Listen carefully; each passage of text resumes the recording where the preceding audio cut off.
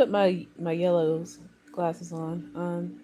I don't have my other pair near me. I'm reclining while getting a massage on on my on, but I am on my blanket, weighted blanket that also massages. Um, and so yeah, chilling. All right, chilling literally in Atlanta. Snowstorm that had started this earlier this morning, and there might be more storm coming later tonight. So yeah, chilling. But today's topic, and you might see me do the on and off only because like I see the glare and I'm just like I just didn't want to get up. Um, the name of this is How to Have Good Health. And that's something that I think a lot of people just don't know. And I'm just going to be honest, including myself, even though I practice biohacking and human optimization, there's a lot of reasons why. Because we're all not the same. Okay. And I think modern medicine, they try to make efforts in, and again, like I said, you'll see me do on and off. Modern medicine tried to have a standard, I guess, of optimal health. Like, I mean, don't quote me right now, but I'm assuming, in the Enlightenment movement, like in the days of Isaac Newton and all the other, things, or actually even before, um, when certain scientists, I'm going to now say like Leonardo da Vinci, when they're studying the human body, they were trying to find a way to make this make sense, right? But that's the Western side, and I can only speak to what I know about the Western medicine and things like that. I know Eastern medicine had it down and have it down now. They got it.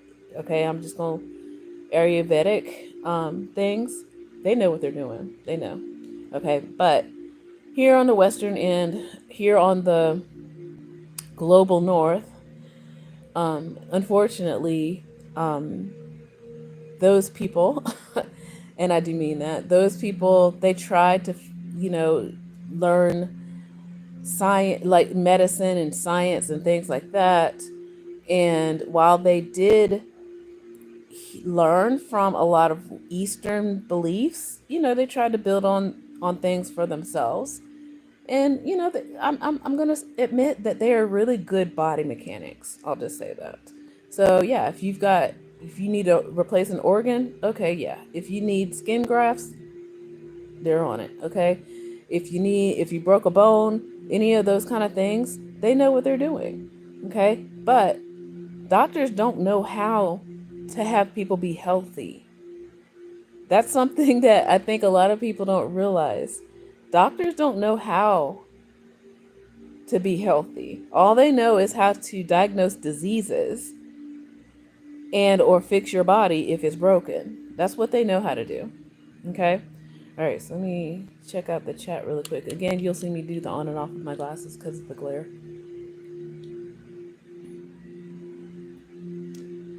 And it is very important for us to realize where we are in this, I guess, Western world, global North, where yeah, they're good at fixing a body. That's why I mean by body mechanics.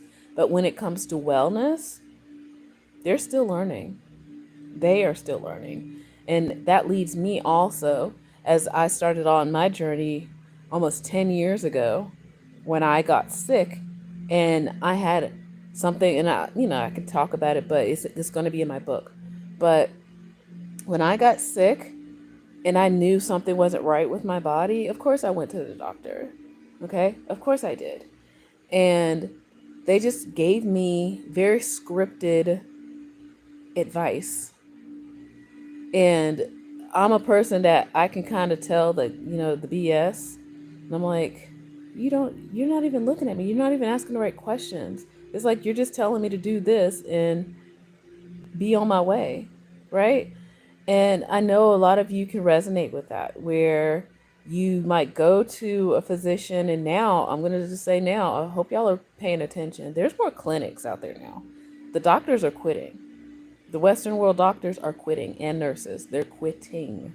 They are encouraging people like me to become health coaches.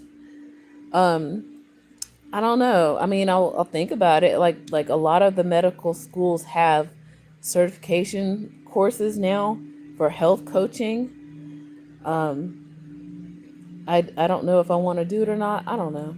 I mean, I know what I know because I've done the work, and I said that in another video. Probably I'm trying to remember which one the title it was, but I knew I needed to save my own life. I'll just say that. When it came right down to it, I knew I had to save my own life. And I learned through a lot of other doctors who probably have quit the American medical system profession, but they still give consultations. They're on YouTube. They're doing the things and they're giving the advice. Like, I can't remember this one guy, but I had to have my phone here, so I can look him up in a second. But there are doctors who they know they start. That's why they're quitting. Some of them are starting to realize, like, all I am is a body mechanic, and I can't. I don't know how to teach somebody to be healthy because all I know is how to detect if they're sick or not. And there's things to consider, like everybody's okay. There, I'm sure. I hope most people realize there is a difference between men and women. Yes. And did you know, even back in the 1800s, they didn't do any kind of standardized um, categorization for women. Like they just assume women just like they just got the lady parts and that's it. And they didn't even try. So when it comes to things like BMI, yeah, I think they kind of corrected a little bit for women. But for most other things, and even now, like when it comes to women who are basically all phases of life, okay? And I'm glad to know that women in my generation right now, we're trying to correct some wrongs here, especially when it comes to perimenopause and menopause, because I can't blame the women before me, okay? Because they wasn't trying to talk to us. Okay, wait, sorry, I'm trying to reprogram my massage. I'm not done. Okay, back on it. All right, so I can't blame the women that came before me because, like, doctors and scientists, they didn't care about us. Okay, so but we're working on it now, though. Okay, sometimes we gotta take these matters in our own hands. That's where the word hysteria comes from, where women were having the hormones and whatever and all the things, but they little did they forget that they had women like squeezed into corsets and squeezing their organs, and they didn't have any oxygen to breathe. Of course, you're gonna pass out. Okay, stuff like that is very interesting. So, um, yeah, we're still learning, all of us. So that's one thing I would say when it comes to health. We're all still learning. And if you are looking for somebody like, I guess, looking to lose weight or stop like, I don't know, get in shape, gain muscle, all that other stuff, of course, there's those people who are out there. But then you got to think about, especially the losing weight part. How did you get there in the first place? What were you doing? And most likely most people don't even know. And I'm gonna be honest and transparent too. When I was overweight, my and again we talk about BMI. I'm gonna only talk about BMI because that's one thing that most people can understand. I don't do necessarily BMI anymore. um I measure myself. I don't even bother trying to get on the scale. Like, I measure my body, and that's, I feel like, more accurate for your overall health. Um, so yeah, so When my BMI was up there, I was eating junk food. I was eating chips. I was drinking alcohol. Um, even though I was still active, but you can see, and I did say this the other day, you could see the inflammation in my face, on my body. And that's what I mean by weight. It's not fat, y'all. Some of it's inflammation, like literally an irritant in your body, on your body, through your body. Okay? So a lot of these foods are franken foods. They're not real foods. They're just something to fill up your stomach so that you can stop like having your stomach growl. Okay? So as I'm going to pull up, I am going to name some names, some books in this, because I do want people to start regaining their health. Like really think about what is health. Okay? What is wellness? And I can only share what I've gone through. I'm not saying I'm an expert. I don't think anybody's really an expert. That's again what I'm trying to say. It's like when you try to go to a doctor, you're depending on what they've learned through school, where it may or may not be, you know, up to date by any means, and definitely it's only geared toward Western ideas. Okay.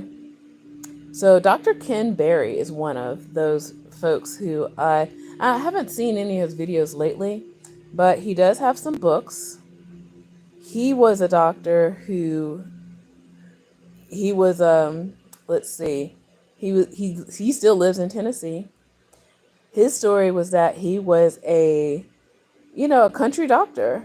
Like he wasn't in these big cities or anything like that. He was trying to help people um who were, obese or sick. He was trying to do the good thing, like for his people. Like he's a country boy, all that kind of stuff.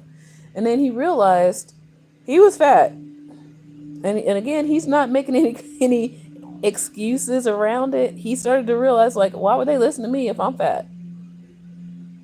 Right? Makes sense. And that led him to self discovery in a lot of ways. So I'm on, like, you can go on YouTube here and find his channel, Dr. Ken Berry. But I'm also going to tell you the books he wrote. Let me pull up the websites here. So, yeah, I like his no nonsense approach. Like, he's just telling it. He's like, yeah, I was fat. I was fat. And I was eating poorly and telling people to eat right, but I was eating poorly. It's like it didn't made no sense, right? So he was being honest, being very, and I can appreciate that. So and until a lot of healthcare professionals really start thinking about it, and I'm not saying don't listen to them. I mean, they do have knowledge, but it doesn't mean that they have knowledge based on what we're facing. And what I mean by what we're facing is food industry. Okay? So the medical profession, I'll just say the 1800s, they tried to categorize human bodies and things like that and diagnose diseases and categorize diseases. And that was before the food industry. Okay? Um, by the time we got into the Industrial Revolution and more people who were on farms came into cities, they had to have work to do. Or cities now had to think about, well, how are we going to feed all these people? How are we going to, make this work with a different population? So that's the Industrial Revolution. Again, 1800s. So more people came in. Think of Oliver Twist. Okay, the story of Oliver Twist in England. There were orphanages. There were people in poverty prisons. There were people being ground up in factories because, you know, and what I mean by people, I'm talking about children. Okay, children working in factories and falling into the things and being, there was just no kind of regulation. It was just a free for all. and food was kind of scarce in certain places of the world. So I can also understand why certain kinds of people act a certain kind of way. Like, I really, if I had to include a chapter in my book about world approaches to health and wellness and mentality, I would totally do one about the global north versus the global south, and how the fact that environment played a part in health. Duh, your environment affects your health. All right, so let me pull up again. So I see him over here, but okay. Yes, so one of his books is called Lies My Doctor Told Me. Okay, Lies My Doctor Told Me. And there is another book. Ooh, there's a new one. But that's definitely, a great book. Let's see. And again, you might see me take off my glasses just because I'm trying to see two things at once. All right, so yeah, Lies My Doctor Told Me. He just goes down like all the misconceptions of what medicine is. And he just, like I said, once he realized what he was contributing to, he stopped being a formal doctor, and he has his, like I said, I think he still practices medicine, but in a different way. It's like, we got to get educated. We're in charge of our health, not a doctor. It's like, you only see a doctor, if you're lucky, once a year. What you doing the other 364 days? What you doing? You're still alive. You're still living. Health is in your control, not the doctor, because they only deal with you when you're sick. Okay? Hopefully that's the only time you see them. Is for them to just make sure, like, oh, you're cool, you're done, you good, you good. Yeah. Hopefully that is the only time you see them. And for me, yeah, once a year, pretty much. Of course, you got to do all your tests after over 40. So yeah, I'm just making sure. I thought he had a second book. I think he does, but I don't recall the name of it right now. Okay. But Lies My Doctor Told Me is definitely the one. Okay. Yeah. Yeah. Okay. So yeah, Dr. Ken Berry. Okay. Dr. Ken Berry. Now, when I was having my situation about 10 years ago, I found a doctor online who she was going through some similar things. Like, I honestly thought, okay, so I was like almost 40 years old at the time. I honestly thought I was going through some menopause. And then now that I do the research, it probably was a little bit of, but it was actually not. It was something else. But I've now realized that there are more women going into menopause earlier, like 35. I'm like, what?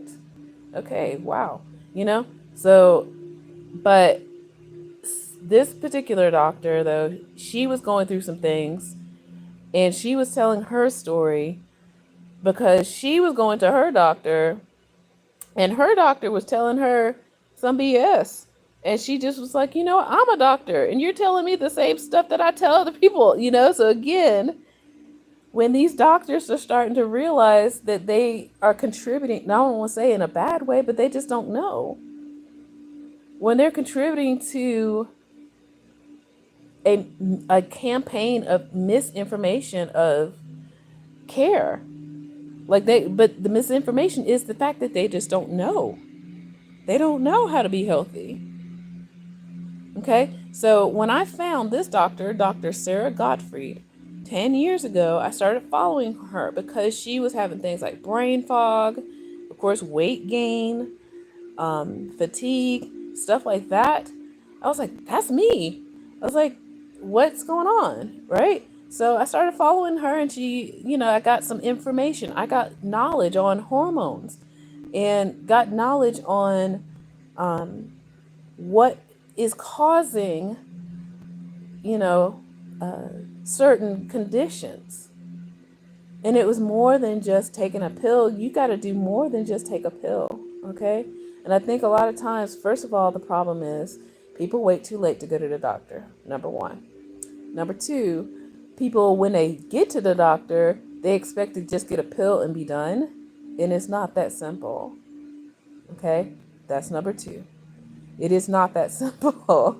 Like, your condition may have been building up for years. And by the time that you are paying attention to it and then you're ignoring it, it's compounding even more. Okay? And by the time you get to the doctor and you decide you want to tell the doctor something, I'm not saying it's completely too late, but you've let it go so far down the road that, they see what they see and they'll just give you some medicine, but it doesn't mean that you're going to be healthy automatically. Okay, I'm back. You've got to build health. Okay? Just like you build a bank account. And I think a lot of times this is why this video I'm doing is because I don't know if people are aware of their baseline of health, because unhealthy things start earlier and earlier and earlier in people, like children. If you're feeding kids excessive amounts of candy and snacks, they're going to go into depression sooner. They're going to start gaining weight sooner. And so they don't even really know what it feels like to be well. They don't know. They'll never know, because they never got the chance to be aware of what it feels like to be healthy. And that's my biggest, saddest concern, is that we feed children things that they should not have in their body, and they don't know what it feels like to be healthy. So that if they get sick, they don't know when to go see a doctor. And again, all of this is to say, I'm not saying don't go see a doctor. You need to be aware of your body, because they're just going to be asking you those same questions anyway. Like, when did the symptoms happen? What does it feel like? How long have they been going? What have you tried? So it's not like it's not like they have all the answers for you. And I think that's another misconception when it comes to modern, quote unquote, modern medicine. It's like people just ignore their symptoms and they think, oh, I'm just getting old, just getting fat. And then by the time they do get to the doctor, they have nothing written down, nothing tracked, and they don't know, when all of it started. They're just like, oh, I'm sick. And then they expect a pill to make it all better. And again, that's not how it works. All right, so the book I can recommend for those people, and this one probably is geared towards women, but I think she has written a book that is for everyone at some point. Okay, so Sarah Gottfried wrote The Hormone Cure. Just tapping into your your hormones. Everybody has the same three, by the way. So before anybody gets all weird, your estrogen, your testosterone, and I'm trying to remember. I want to say adrenals. What she focuses on, the three, or at least she used to. But we all have all three. It is from here that I learned that it is important to have healthy fat in your body, because healthy fat makes your organs that make your hormones. Yeah. So this is just before, oh no, I hope my power doesn't go out. This is just before I discovered keto. Okay, maybe I need to turn off I'm gonna turn it off because I'm worried now. Sorry, the power is blinking.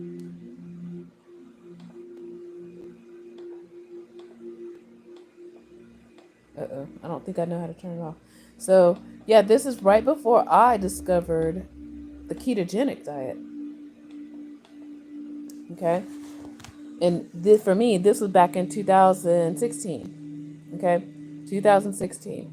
So I was looking for something, looking for, like, something to help me. Actually, 2015 to be more precise, because I could remember when I did start researching things and medications that I was on at the time and what the side effects were, and what was going on.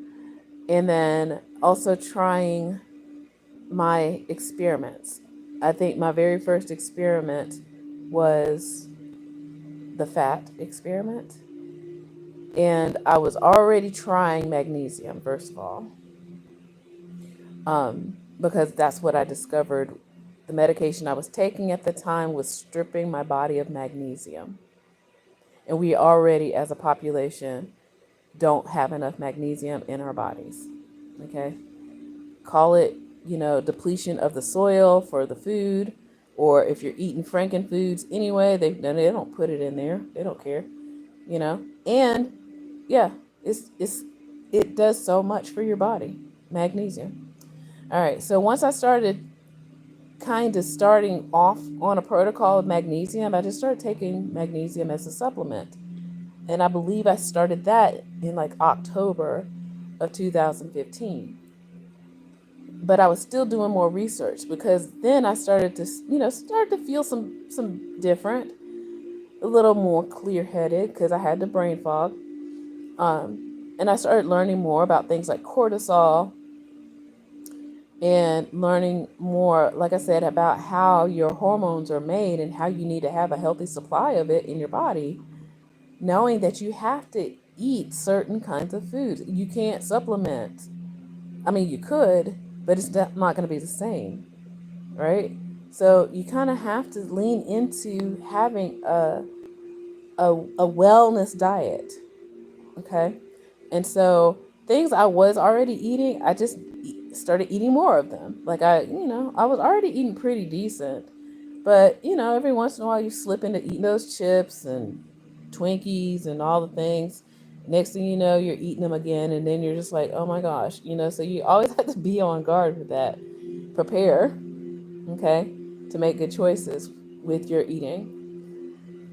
And I was already eating things. Yeah, I was, for the most part, I was cooking for myself. I didn't eat like fast food a lot.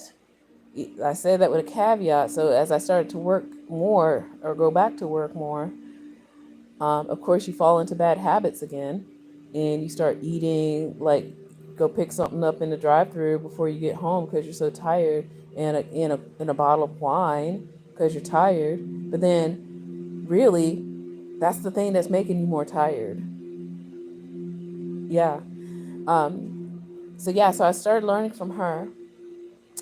Dr. Ken Berry came a little later, but the only reason why I mentioned him first is because he basically realized in himself, like, how am I telling people to be healthy when I wasn't healthy? Right? So I do look at the doctors that I do have, and I'm looking at them. I'm like, are they doing what they're saying they're doing? So that is a thing. So he was self-reflective enough to know he was not healthy. So why should I be telling people how to be healthy if I'm not even healthy? Okay. Then Sarah Gottfried, her situation was, she was, going through some things, some changes in her life, and she was starting to have brain fog and weight gain and inflammation and stuff like that. She tried to go to her doctor, and her doctor gave her some BS, and she didn't like that answer because she was a doctor. She was like, "That's what I tell my patients." I'm like, "You mean to tell me like this ain't right?" So again, she self-actualized in a way.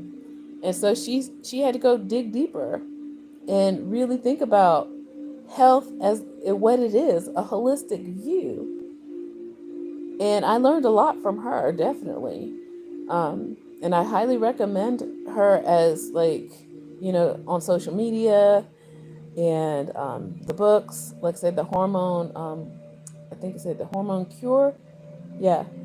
And Sarah, she's definitely, super, super helpful. That got me on the track of wellness.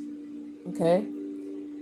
So let me tell you about my first experiment. So yeah, I was already on magnesium through like October of 2015. And then as I was researching the ketogenic protocol, and I still call it a protocol because it is a medical thing. This was a protocol that helped children in the 1940s that suffered from seizures. Okay. And what they were doing, and I was reading these protocols. So they had these kids eating like really like fat rich foods, good fat. And if you're in the back 1940s, of course, yeah, they had chips back then, but they didn't have all this extra like synthetic stuff though.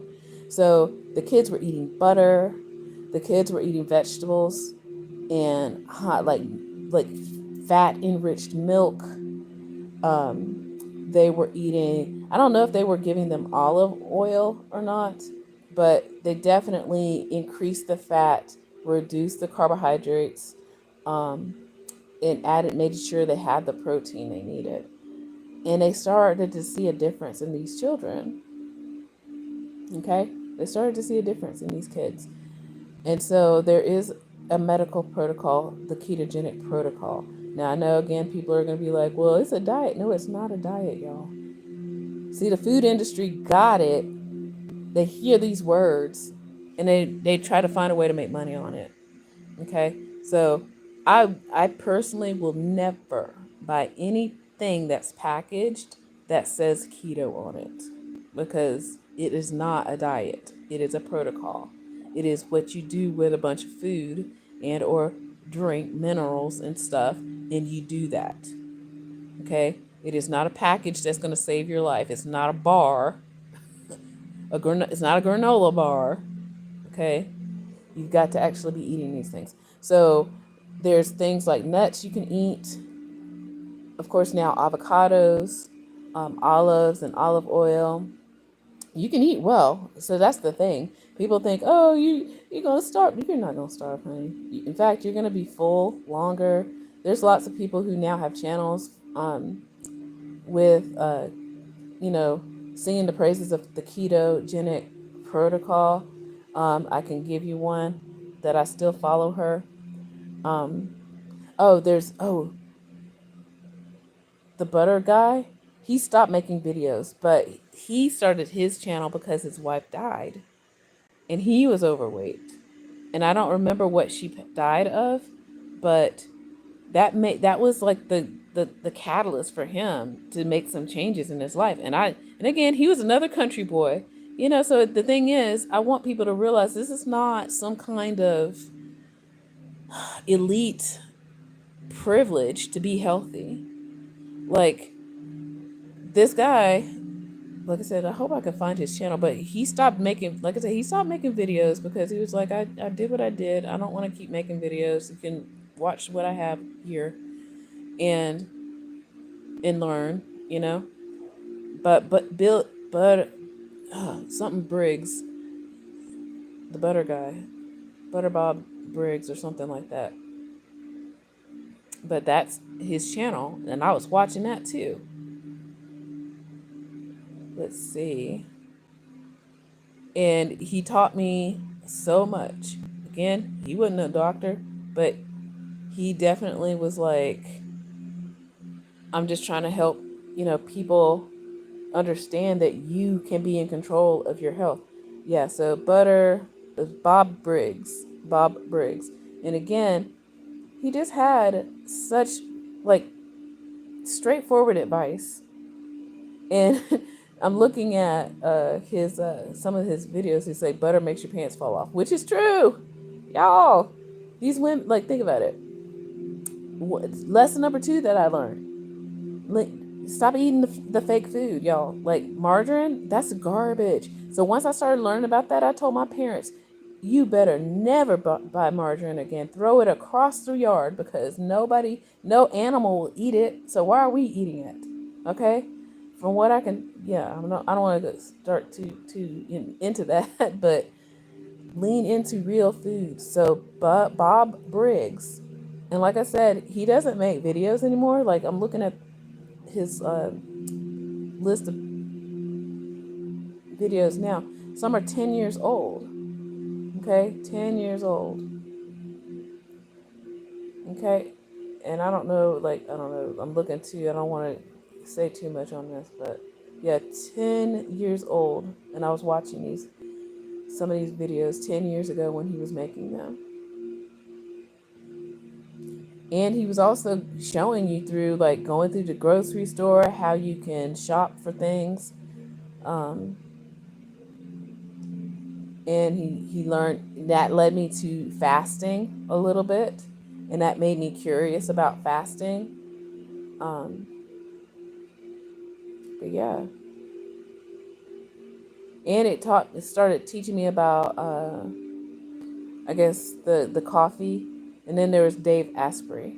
I know people are like, oh, Dave Asprey. Yeah, he was actually pretty okay back in the day. I don't know about now, but for the most part, I mean, he was struggling too. He was like, what, 300 pounds, Dave Asprey. See, I'm naming names because I got the receipts, honey. Y'all, some of y'all be asking me like, well, how do you know this stuff? I'm just going back through time. Dave, let me type that in. And he had a podcast, like Bullyproof podcast or something like that. But yeah, he was like 300 pounds, almost what, 400 pounds or something. And he again talked about how he was fluctuating through things, trying things, but he kept going. Okay. Um, and for whatever you like him or not or whatever, I hear a lot of people are kind of just like thinking he's annoying now, but back in the day, like I said, 10 years ago for me, um, he was probably one of the few people that was talking about overall wellness and biohacking. Okay, that's where I got the term from. And I started trying to, post some things on Facebook, like my Biohacking Sunday on Facebook. And, some people would watch it, some people wouldn't. Some people pay attention to me, some people wouldn't. I need to kind of filter through those things on my Facebook and I don't know, maybe bring them over. I don't know. We'll see. But Dave Asprey, he taught me a lot about that. Like I said, leaning more into keto. And I knew that's where I kind of needed to build my wellness, because if good fat is to build up your well, let's see, good fat makes cholesterol. Now, I know a lot of people are still on the trajectory of like, oh, your cholesterol's high. There's good cholesterol and then there's bad cholesterol. You need your cholesterol to build your hormones. Okay. I don't know if we can get into the weeds about which kinds of cholesterol is needed.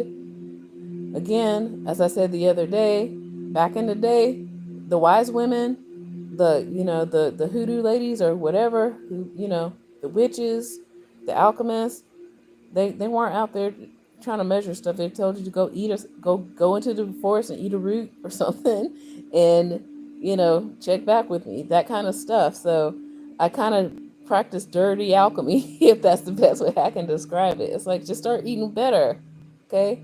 Just start eating better. Maybe this is an inspiration for me to maybe make a couple of protocols for some people. I don't know. You tell me. Um, but yeah, so Dave Asprey, so as I'm throwing out these names. And then I started thinking about, okay, so maybe if I volley between the keto protocol and fasting, that will expedite my uh, wellness. If you think about it, because the fasting, I'll tell you in a second, that's a way to like destroy a lot of the like bad things in your body. And that's kind of what you want to do, right? You're like, when we excrete certain things, when we go to the bathroom, we're releasing the things we don't need. Okay. And so fasting is also a way to do that. Not necessarily weight loss, it's like, um, I'm trying to think of like clean up. It's not for weight loss, it's for clean up. Okay, because most of your fat is actually there to help you, and I'm about to tell you why. So, yeah, so I started looking into, well, who's going to help me with the fasting? Because Dave Asprey and Sarah Godfrey taught me about uh, increasing good fat in my body. And my experiment, I totally forgot to tell you about my experiment. Okay, so my experiment, after I realized I had to start leaning into good fat, grass-fed butter, and all that other stuff, I was on the fence. I was like, I don't know about this, y'all. I don't know. But the opportunity came, and I went to visit my parents. They live on a homestead. My mother still like makes bacon and stuff, and have a grease pan. I don't know if a lot of people know what that is. A grease pan is where after you finish cooking certain foods, you put it in the grease pan and save it to cook with later in your skillets. Okay. Um, so I grew up in that kind of environment where, yeah, country cooking, you have a grease pan or grease tin. And so I knew that there was some available healthy animal fat there, but I was still on the fence. I was like, I don't know, I don't want to do that. That sounds weird. And like I said, I went down to visit December of 2015. Again, this is how I know. For New Year's, I had brain fog that was I don't know how I got there, quite honestly. I'm going to just be honest. I don't know how I got there driving. Like, it took every, like, will in my body to be alert enough to drive. I probably should not have been driving. I was exhausted, even though I sleep or tried to sleep because my sleep was trash because I had inflammation, as now I know, in retrospect. But I got to my parents' place. I spent a day or two with them, and then I was like, let me try it. So I got 2 spoonfuls of grease from that grease pan, and I just took it down like shots. I took those 2 mouthfuls, and then I literally hit the highway back to Atlanta. And maybe 15, 20 minutes in, I started to feel better, like clearer. I was I was get like godsmacked, okay? I literally was like, I can't believe that this does work. So that was my proof. I tried it on myself because there was no, it's either that or what else could I do? I tried to go to doctors. I tried to, do my research, and I was doing my research. And I tried this experiment, and it worked. And from there, I just continued to research and try things and learned about things like adaptogens. Because once you start feeling better, that is a feeling that you never, ever want to let go of. Feeling well, feeling healthy, feeling strong. Think about it. It's like those of us who used to drink a lot, like I still drink a couple of, I'm super, super, super casual now. But those of us who used to drink a lot, and then the next day you're hungover, it sucks, right? It sucks. And once the opposite happened, where I was eating a certain way, and then the next day I wake up and I feel clear, and I feel focused, and I feel well, and I feel good. I was like, oh my gosh, I do not want to not feel this way again. I want to feel well. Once you get a taste of that, you don't want to go back. You really don't. You don't want to go back. And so that's what happened for me. Once I realized I can be well and I can feel good in my body, I wanted more. So maybe, I don't know, if you want to be addicted to being healthy, it's like, oh my gosh, I need this. So keto protocol. And then once I realized that now that we talk about fat in on humans, There's different kinds of fat. Now, the fat that people suffer from most in the United States is the white fat. There's brown fat that we need and it's healthy, but the white fat is actually helping. And I'm gonna tell you what I mean by that. Fat catches it's its own organ too. It traps toxins. Okay? So this is where the inflammation talk comes in. Fat traps toxins. So if you're eating a certain kind of food and beverage, let's just say like chips and soda, red drink or whatever, all that stuff is not for your benefit. It's to make your stomach stop growling. It doesn't have nutrients, so it makes your blood weak. But then all the byproducts and all the toxins from it is still in your body. What is your body going to do with that? Your body's defending itself by making fat. Okay? Because it's non-useful calories and minerals that you don't need. And what I mean by minerals, I'm talking about synthetic stuff. I'm not talking about the real things. I'm not talking about magnesium. I'm not talking about potassium. I'm talking about synthetic crud, preservatives. Okay? It's got to go somewhere. Do you even think about that? Do people think about what happens to the preservatives that they put in potato chips to keep them lasting for 3 years after I eat it? Like, where does that stuff go? It might go in your, BM, but but what if you're not doing BMs regularly like you should? Where's it going? So yeah, we have to think about health in a different way. It's not about you not being active. Some of that stuff is toxic, and your body is trying to protect itself. So, like, it's not fat; it's inflammation. I mean, it is fat, but it's not what you think it is. It's the inflammation from trying to protect yourself from the toxins that you ate and drank. Okay? Yeah. Now, I'm not saying that's the only reason why you get fat. So, again, all of this is so nuanced. It's so nuanced, okay? Because there were big people back in the day, I'm not going to lie. But it just seems like since the Industrial Revolution, again, I'm coming back to that, it seems like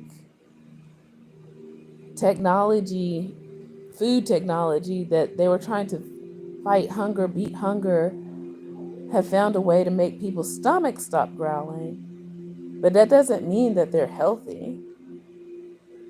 Okay?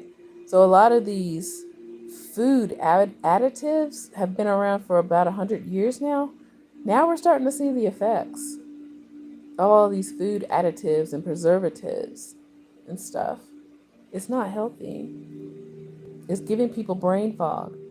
It's causing inflammation.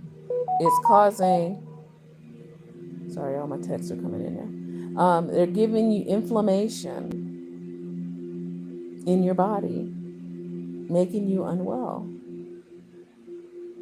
putting stress on your body. Oh, goodness, I don't know who that is. But it looks like family, but I'm not going to answer. I have an income, sorry. So, yeah, so this is a conversation that I think most people need to have if you're ready to have it. So, yeah, so let me go further. So now that we know fat is not what it seems to be, it's not just, oh, I didn't do exercises for a month or whatever, but it could be. It could also just be you're eating food that has so much toxins in it that your body is trying to defend itself from being poisoned, and thus the fat. And the reason why I say this is because now that most people are into IF, intermittent fasting, there is a thing where you got to be careful when you start fasting that you start getting sick. And the reason why you're getting sick is because the fat is being released and the toxins are now coming into your body, into your bloodstream and stuff. Okay. All right. So let me introduce you now to Dr. Jason Fung, because that's who I ended up finding next in my journey. Ooh. And he is a doctor. I think he lives in New Zealand or Australia, but I think he is a kidney doctor. And thus, of course, he sees a lot of this, happening in a lot of his patients where they have these metabolism diseases going on. So Dr. Jason Fung, he started, and let me make sure I'm around him. Yeah, so I've been watching him since 2017. Okay, 16, 17. And he what he was saying was making sense. Think about it. So first of all, he noticed that most the three major world religions practice some kind of form of fasting for thousands of years. Ain't nobody died from that. Okay? Like they literally, in Islam, they do it for a month. That's fasting. A couple of times a year. So fasting, and the way he explained it, that really made sense to me is like, first of all, if it's so unhealthy, why is it that thousands of years people have been doing it? They would have all died off by then, right? And not, procreated. So there's that. And I was like, yep, you're right. And we've only had what quote unquote modern medicine for the past maybe 150 years. Okay? That people are telling you don't fast, you're going to starve to death.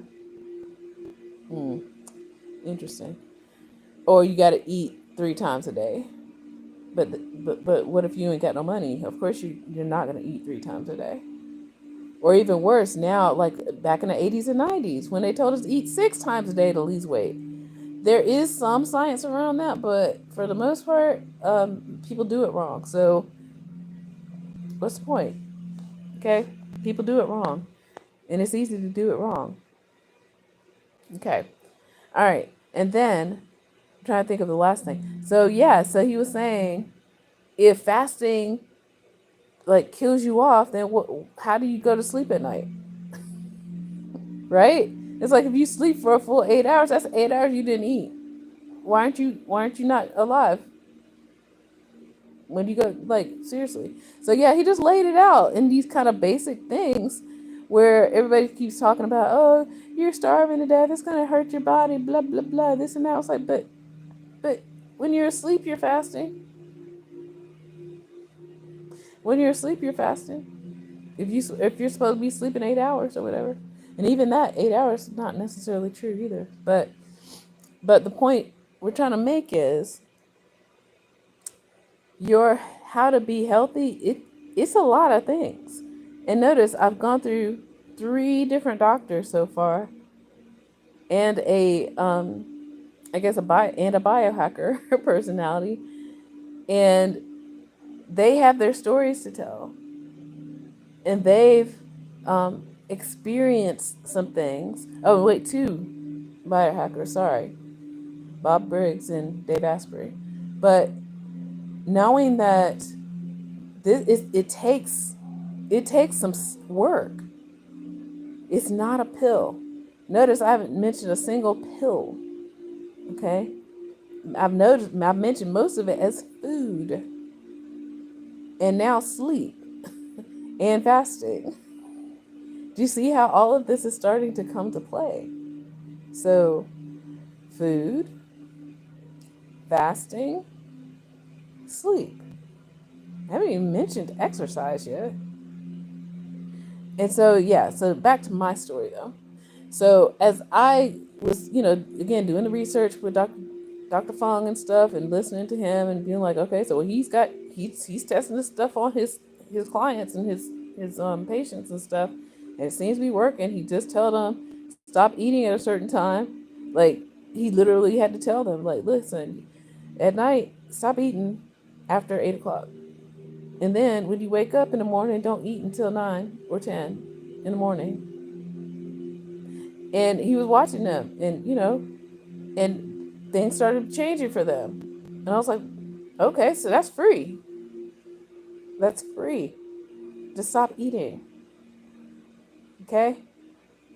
So, do you see what I'm saying? Like, some of this stuff is not as complex as people make it out to be.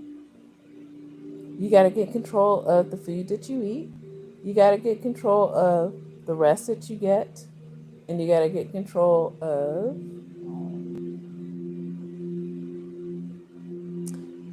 I do want to say movement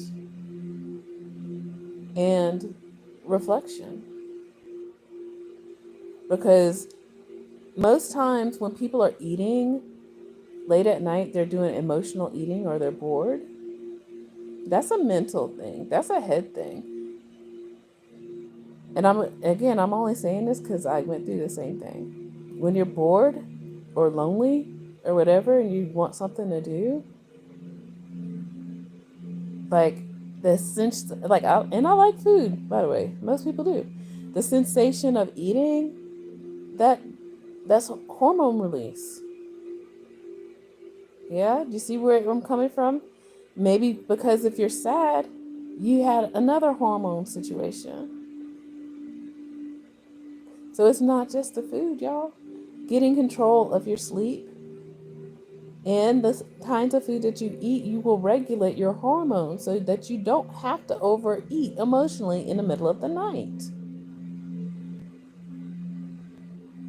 And eat things that have toxins in it that your body is like, oh no, I gotta save you from you. Let me go ahead and make this fat cell a little bit bigger or surround this toxic chemical from poisoning you. Your body is trying to protect you. And I have thought about all this deeply because, yeah, by the time some people me too, get to the doctor and say, oh, I'm fat, I don't know. It's like, it's been years in the making. It's been years in the making. Okay? So when I talk about how to have good health, you got to really take inventory into yourself and be honest. There's a few other people I do follow, but part of it, what they talk about is your habits, and that's all habits. Your habits make who you are, and that includes how you move in the world, viewpoints. So Dr. Jason Fung, I totally follow him, and again, I like his personality, and that he was just like, I'm just telling it like it is. Listen, he probably wouldn't be able to practice medicine in the United States. I don't know. Because, and that's why I mentioned he's either Australian or New Zealand. But he is Asian, though. But I just want to point that out. So if you are looking to get on his, subscribe to his channel, which I do suggest you do, Dr. Jason Fung. I don't even know if you can see that. Nope, can't see it. All right, so Dr. Jason Fung. So yeah, you want to be able to arm yourself with things that help you versus sitting there waiting, putting it off. And I mentioned this before, being afraid of seeing a health professional or doing the work yourself, looking for a pill, looking for a fad. Like, well, if I do this, do that, then I stand on my head and eat a banana backwards, and then maybe I'll have good health. It's like, it's not a trick, y'all. It takes habits. Okay? Just stop eating certain things. Okay? You don't have to go buy a certain thing. Like, it is our natural inclination to eat, And I promise you, seriously, I probably eat a little bit more than I used to. But it's not what I eat, it's when I eat. And sometimes what I eat, I will say that. So I don't, like today I just went to a convenience store And I was like, I'm prepared to be bad. I'm prepared to just buy some junk and eat it. But no, this is what I bought. I bought almost like a pint of water, Fiji water, and plantain chips that I do like. Um, might be a little bad, but it's plantain chips. And then what else did I get? I got uh, the Ferrero Rocher chocolates because I was like, this ain't bad enough. The chips ain't bad enough. And I think that was it. Oh no, and coconut water. Yeah, that's what I got. I know, right? Like I would have got like I don't know, like what would I have gotten before? I would have probably gotten some of those weird brownies. I probably would have got some donuts. I probably even, and this is even as of last year, I probably would have gotten a fruit juice, thinking it's healthy, but it's, they pour more sugar in there than anything else. But nope, I went and got me, like I said, a pint of Fiji water. I was trying to. I was like, oh, come on, just get a soda. I was like, oh. See, you think about the next day, and you're like, it's not worth it. It's not worth it. Yeah. And so I get the water and the coconut water. So yeah, then once your body starts changing and you start feeling better, you really do get addicted to feeling good. There's nothing wrong with feeling good. Get addicted to feeling good and what that actually feels like. Okay? Most people don't know that. Don't know what it feels like to feel good. All right. So there's Jason Fung.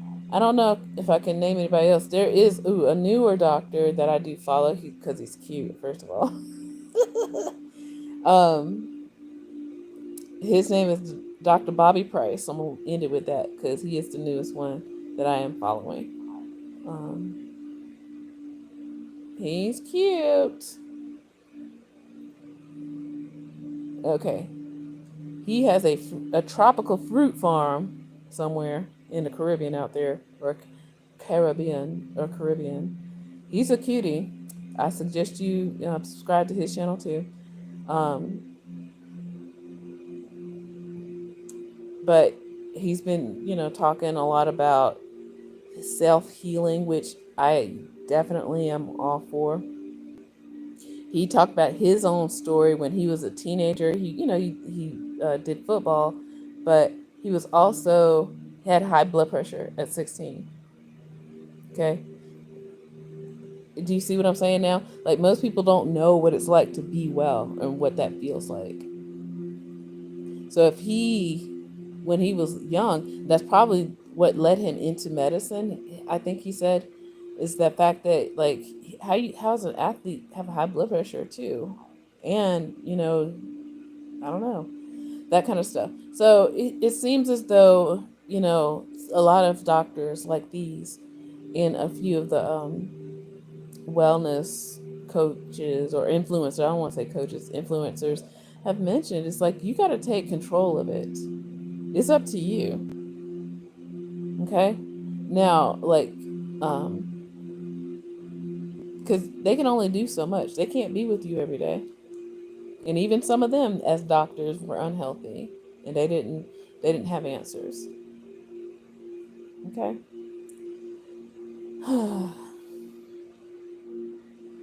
So yeah, so that's all I want to say about that. I do want to have more conversations around